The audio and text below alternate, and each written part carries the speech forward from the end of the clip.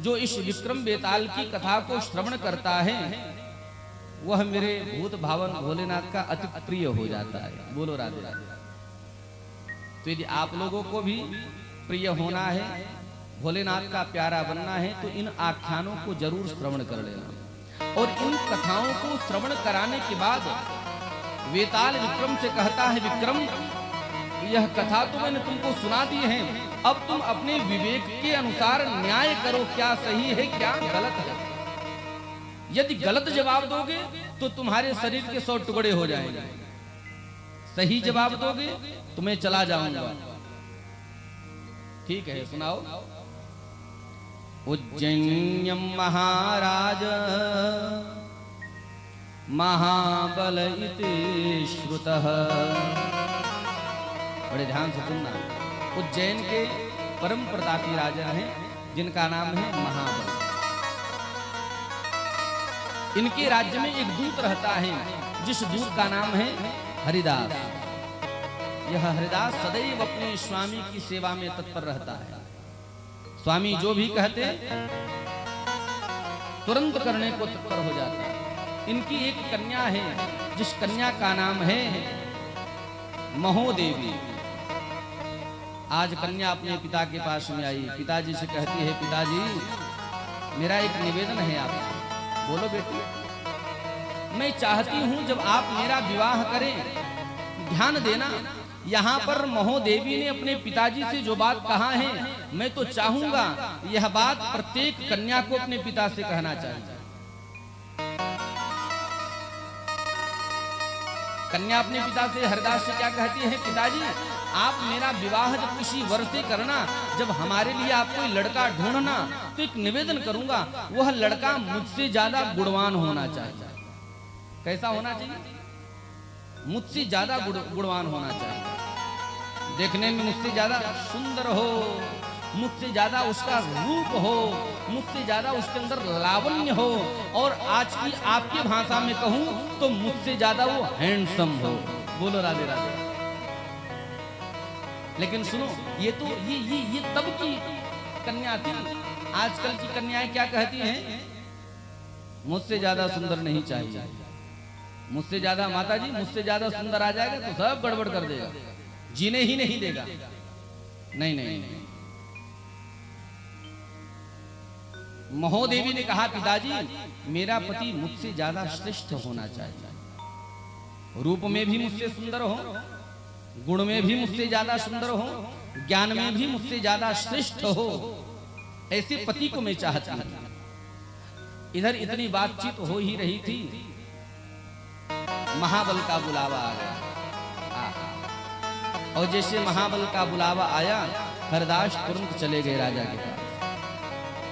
वृंदावन बिहारी लाल की जय।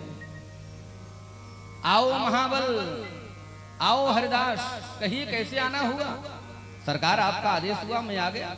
बोलिए क्या आदेश है? आप एक काम करो, मेरे ससुर के घर चले जाओ। ससुर के घर? क्या नाम है आपके ससुर का?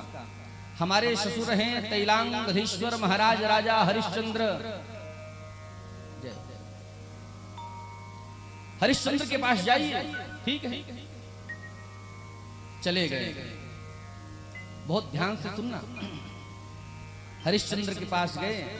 हरिश्चंद्र ने बहुत स्वागत सत्कार किया हरिदास का। आइए बैठिए। सेवा किया, शुश्रूषा किया, ढेर सारी दक्षिणा देकर के विदा कर दिया।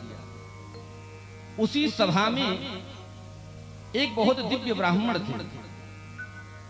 उस ब्राह्मण ने प्रश्न कर लिया, हरिदास आप बड़े ज्ञानी मालूम पड़ते हो, आप बड़े विद्वान मालूम पड़ते हो, ये बताओ कलयुग कब आएगा? आहा, कितना सुंदर प्रश्न है। कलयुग कब आएगा? हरिदास ने कहा, चिंता मत करो, जब न्यूह का शासन काल आएगा। कलयुग कब आएगा महाराज जी?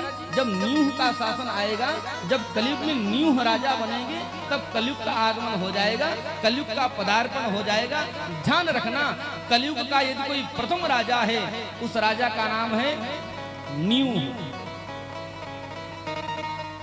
कलयुग में बड़े बड़े पाप होंगे, बड़े बड़े अनाचार होंगे, जगह जगह पर अनावृष्टि होने लगेगी, लोग धन के लिए, एक एक रुपए के लिए लोगों को मारने लगेंगे, काटने लगेंगे, लूटने लगेंगे।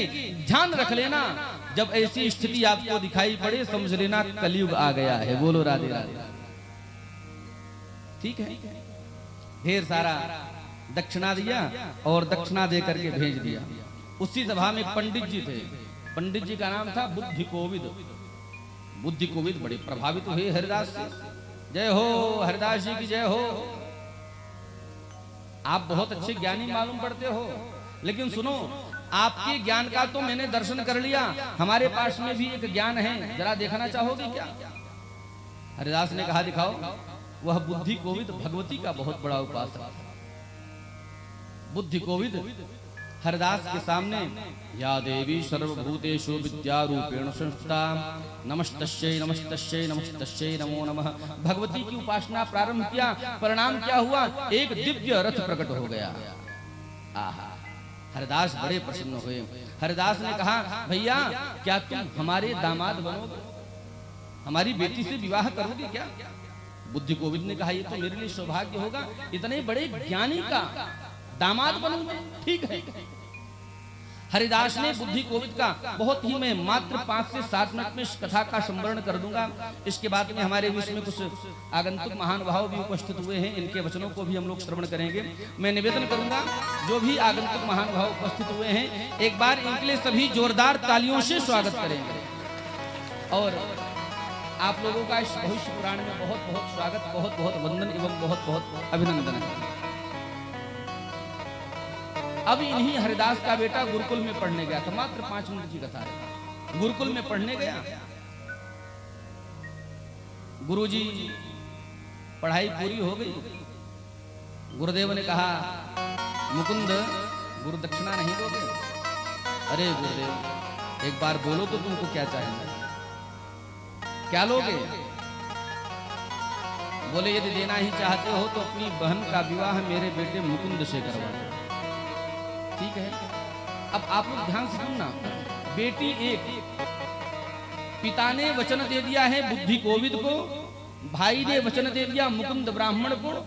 अब यहां पर होता क्या है, पिताजी भी घर में नहीं है, भाई भी घर में नहीं है, अकेले माताजी और बेटी जी हैं।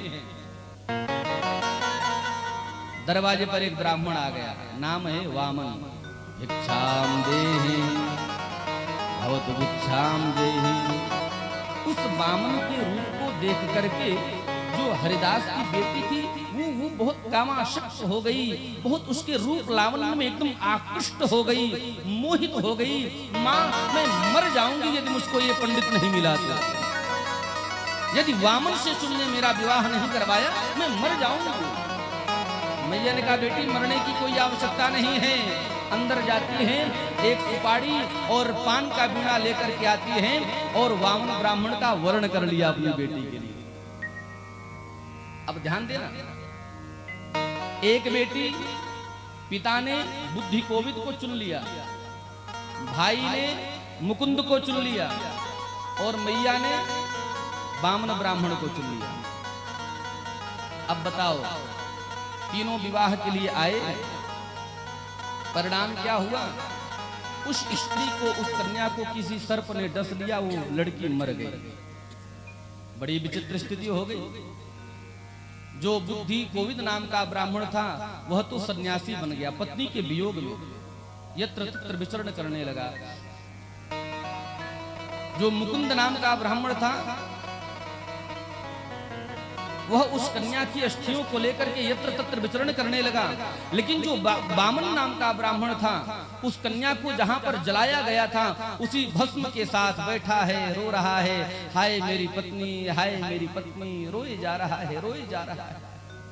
सुमंत महामुनि कहते हैं, राजन विक्रम कहते हैं, बैताल कहता है विक्रम। कथा धीरे धीरे धीरे धीरे करके आगे बढ़ी। एक दिन क्या हुआ, महाबल का जो बेटा था वो मर गया किसी कारणवश। अब जैसे मरा, राजा के बेटे को लेकर के लोग आ रहे थे, राम नाम सत्य है, राम नाम सत्य है। बुद्धि कोविद ने देखा ये कौन जा रहा है। लोगों ने कहा, भैया ये राजा महाबल का बेटा है, सर्प ने काट लिया है, मर गया है, जलाने जा रहे हैं। बुद्धि कोविद ने कहा चिंता मत करो, हमारे पास में मृत संजीवनी विद्या है। आहा, ध्यान रख लेना भैया, भारत के ब्राह्मणों के पास में इतनी क्षमता है, इतनी शक्ति है, इतनी सामर्थ्य है कि वह मरे हुए व्यक्ति को भी जिंदा कर सकता है। महामृत्युंजय में इतनी बड़ी शक्ति होती है। ओम त्र्यंबकं यजामहे सुगंधिं पुष्टिवर्धनम् उर्वारुकमिव बंधनान् मृत्योर्मुक्षीयमामृतात्। लेकर के आओ। महाबल के बेटे को लाया गया और बुद्धि कोविद ने मंत्र का जैसे ही मार्जन किया है जल लेकर के, भैया वो राजा का बेटा जी गया, जैसे जीवित हो गया। बुद्धि कोविद ने कहा जब ये राजा का बेटा मेरे मंत्र से जीवित हो सकता है तो हमारी पत्नी जो हरदास की बेटी मरी है वो भी तो जीवित हो सकती है। हाँ बिल्कुल हो सकती है। राजा बड़ा प्रसन्न हो गया। बुद्धि कोविद क्या चाहिए? बुद्धि कोविद ने कहा राजन देना चाहते हो एक ही चीज दे दो। मुकुंद नामक व्यक्ति ने हमारी पत्नियों की अस्थि को लेकर के यत्र तत्र विचरण कर रहा है, उसको बुलाया जाए, ढूंढ करके लाओ। ठीक है, सैनिकों को लगा दिया, ढूंढ करके लाया गया है। अब यहाँ पर कथा प्रारंभ होने वाली, कथा का सारांश, कथा का समाप्ति होने वाला है। अस्थि आ गई, बुद्धि कोविद नेत्र को बंद कर लिया, हाथ में जल ले लिया, अपने मंत्र से अभिमंत्रित करके जैसे उस मरी हुई कन्या, ध्यान देना मरा हुआ व्यक्ति नहीं, मरी हुई कन्या का जो अस्थि था, जो हड्डी, उस हड्डी के ऊपर जैसे ही जल का छींटा मारा, भैया उस हड्डी में से लड़की प्रकट हो गई। आहा, ये मंत्र का चमत्कार था। कन्या जीवित हो गई। अब वह कन्या हाथ जोड़ करके बोलती है आप लोगों ने हमको जिंदा तो कर दिया है, लेकिन अब ये बताओ मैं पत्नी किसकी बनूं? ये कथा का सारांश है। क्यों? क्योंकि पिता ने हमारा वर्ण बुद्धि कोविद से कर दिया है, हमारे भाई ने वर्ण मुकुंद से कर दिया है, और मेरी माँ और मैंने वर्ण वामन का किया है। बैताल कहता है विक्रम अब तुम बताओ उस कन्या का असली पति कौन है? जवाब नहीं दोगे तो शरीर के 100 टुकड़े हो जाएंगे, बोलोगे मैं तुमको छोड़ करके चला जाऊंगा। आहा, लेकिन वो तो वीर विक्रमादित्य थे, भूत भावन भोलेनाथ की कृपा पात्र। बोलते हैं बैताल ध्यान से सुनो, उस कन्या का असली पति है वामन। वामन कैसे हुआ? बोले भैया बुद्धि कोविद ने क्या किया था? जीवित किया था। बच्चे को जीवन दान देने का काम किसका है? माता पिता का। इसलिए बुद्धि कोविद माता पिता हो गए। भाई मुकुंद ने क्या किया था? मुकुंद हमारी अस्थियों को लेकर के आया था। ध्यान रखना, मंडप में लड़की को लेकर के कौन आता है? भैया लड़की का भाई ही तो लेकर के आता है। बुद्धि कोविद ने जीवन दान दिया, पिता हो गया। मुकुंद हमको लेकर के आया, भाई हो गया। अरे इसका असली पति तो वामन है, जो उसकी याद में उसकी चिता के पास में ही बैठा रहा। बैताल ने कहा धन्य हो वीर विक्रमादित्य, तुमने सही सही न्याय कर दिया। मैं तुमसे निवेदन करूंगा, जिस प्रकार से आज तुमने हमारी इस कथा का न्याय किया है, इसी प्रकार से मैं तुमसे प्रश्न करता जाऊंगा और तुम हमारे प्रश्नों का सही सही उत्तर देते जाना। उत्तर नहीं दोगे सर के 100 टुकड़े हो जाएंगे, और ये उत्तर दे दोगे, कुछ बोल दोगे, मैं तुमको छोड़ करके चला जाऊंगा। बोलो राधे राधे। तो अब यहाँ से विक्रमादित्य की अनेकानेक कथाएं हैं। कल भी हम लोग अनेकानेक प्रसंगों को श्रवण करेंगे। कल विक्रमादित्य की अलग अलग कथाएं और श्री सत्यनारायण भगवान की कथा भी कल भविष्य पुराण के अंतर्गत हम लोग